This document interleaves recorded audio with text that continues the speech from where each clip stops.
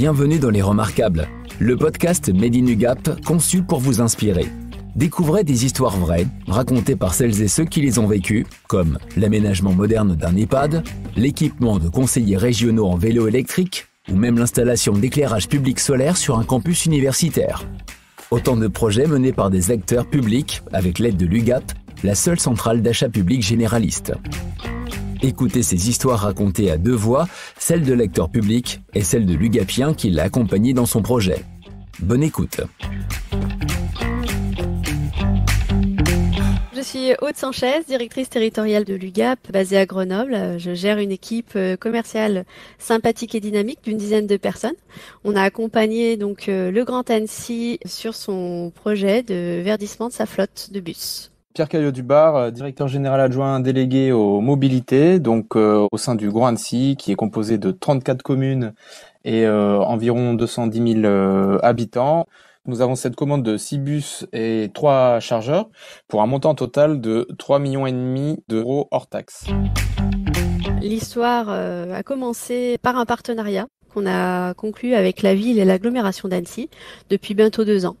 Ils nous ont fait confiance, ils nous ont confié l'ensemble de leurs achats mobilité, comme des vélos électriques, des véhicules utilitaires légers. Et puis derrière, ça nous a permis donc de pouvoir présenter notre offre de transport en commun donc à l'équipe de Pierre Caillot-Dubar. Notre besoin initial, c'était de se procurer des bus électriques dans le cadre d'un verdissement de notre flotte de bus qui est aujourd'hui composée à quasiment 100% de bus diesel. On voulait vraiment expérimenter l'achat de 6 bus électriques qu'on aurait du coup toute saison et sur lesquels on pourrait tirer un bilan, sachant qu'on avait encore des meilleurs résultats sur nos bus électriques que ce qui était prévu dans les études. Des meilleurs résultats en termes d'autonomie de batterie, c'est-à-dire que les essais que nous avons effectués, le pourcentage de batterie restant à la fin des services était bien plus élevé que ce que nous avions prévu dans nos études. Ces bus électriques vont vraiment concerner notre réseau urbain, donc ils ne seront pas affectés sur des lignes spécifiques. Nous aurons des véhicules standards, donc 12 mètres, fournis par Eliez, qui est une filiale du groupe Iveco. On a fait appel à l'UGAP déjà puisqu'on avait déjà travaillé avec eux et ça se passe bien pour d'autres sujets que les véhicules. Ils avaient la référence de véhicules qui nous plaisaient bien. On avait confiance aussi en termes de tarification et négociations qu'a fait l'UGAP. Et pour nous, en tant que quantité publique, ça nous permettait aussi un gain de temps puisque c'est l'UGAP qui gère l'ensemble de la procédure de marché, etc. Si on décidait de faire un marché, nous, il y a toute une procédure. Il y a le temps d'écrire le cahier des charges techniques, il y a le temps de mettre les clauses juridiques, il y a le temps de faire la procédure d'appel d'offres, la consultation.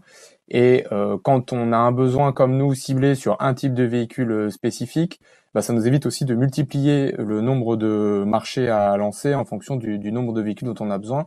Vu que quand même l'UGAP passe énormément de marchés, je crois qu'aujourd'hui on peut avoir confiance à leur manière de gérer les procédures au vu des volumes que l'UGAP traite.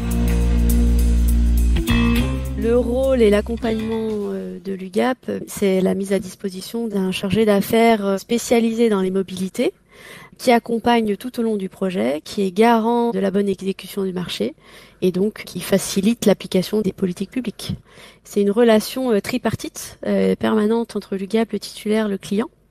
C'est surtout un accompagnement de la configuration jusqu'à la livraison. Au-delà même de la livraison, s'il y avait un souci, le chargé d'affaires en lien avec l'agglo d'Annecy serait tout à fait à même d'intervenir. Côté Grand Annecy, la collaboration avec l'UGAP s'est vraiment très bien passée. On a pu travailler avec le constructeur comme si c'était un marché du Grand Annecy. C'était très fluide entre les différents interlocuteurs pour aboutir à un très beau résultat qu'on est impatient de découvrir. La volonté, c'était d'avoir des véhicules très qualitatif en termes d'aménagement intérieur. Le fait de passer par l'UGAP, ça nous a pas réfréné dans le choix des options que nous avions choisies, bien au contraire. On a pu choisir les sièges, le fait de mettre des ports USB à l'intérieur du bus, un éclairage d'ambiance. On sera sûrement le premier véhicule électrique de chez ce constructeur avec les voussoirs en bois. Donc les voussoirs, c'est la petite partie que vous avez en haut du bus où souvent il y a les fiches horaires. Donc on a pu avoir, grâce au processus mené avec l'UGAP, une capacité de personnalisation très très importante, sans jamais avoir été freiné par une condition juridique ou le marché. La réussite de ce projet, c'est avant tout déjà une offre complète. Parce que si on arrivait chez nos clients sans cette multitude de possibilités, ça serait beaucoup plus compliqué. Donc déjà, au niveau des achats, une belle offre. Un accompagnement, donc c'est au niveau de nos équipes qui ont un savoir-faire, un savoir-être auprès de nos clients, de nos titulaires. Après, il y a aussi une sécurité financière puisque l'UGAP fait de l'achat pour revente. Et dans ce cadre-là, tant que le client n'a pas validé l'achat, ça reste la propriété du GAP. Ce qui a fait la réussite de notre projet, c'est une histoire humaine. Quand on a des bons interlocuteurs à tous les niveaux, c'est quand même très important. Donc ça a été fluide, ça s'est très bien passé. Il est important pour l'UGAP d'accompagner les collectivités locales sur le verdissement de leur flotte parce qu'on est relais des politiques publiques. C'est un enjeu stratégique pour l'UGAP. Notre établissement est déjà acteur depuis très longtemps sur ces enjeux sociaux environnementaux et toutes les offres sont désormais construites en prenant en compte ces enjeux et intègrent cette dimension environnementale dans ces marchés. Nous sommes très fiers effectivement de pouvoir accompagner ce type de projet parce que c'est vertueux, parce que c'est un réel besoin, c'est une réelle vitrine pour moi. Aujourd'hui, le Grand Annecy n'est pas obligé de verdir sa flotte puisque cela concerne les communautés d'agglomération de plus de 250 000 habitants, mais comme je vous ai dit, on est environ 210 000, 215 000 habitants sur l'ensemble de notre territoire, et donc il y a une volonté de ne pas attendre ce seuil, on va dire, de loi pour commencer à verdir la flotte de transport en commun le plus rapidement possible.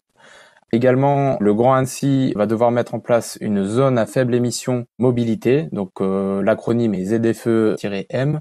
Et dans ce cadre-là, on voulait vraiment montrer l'exemple dans notre flotte de transport en commun d'avoir une flotte vertueuse et zéro émission. Je suis ravie de cette collaboration. Des projets comme ça, c'est très intéressant, c'est grisant et j'espère qu'il y en aura plein d'autres. Nous avons été ravis de l'accompagnement de l'UGAP sur ce projet et sur cette commande.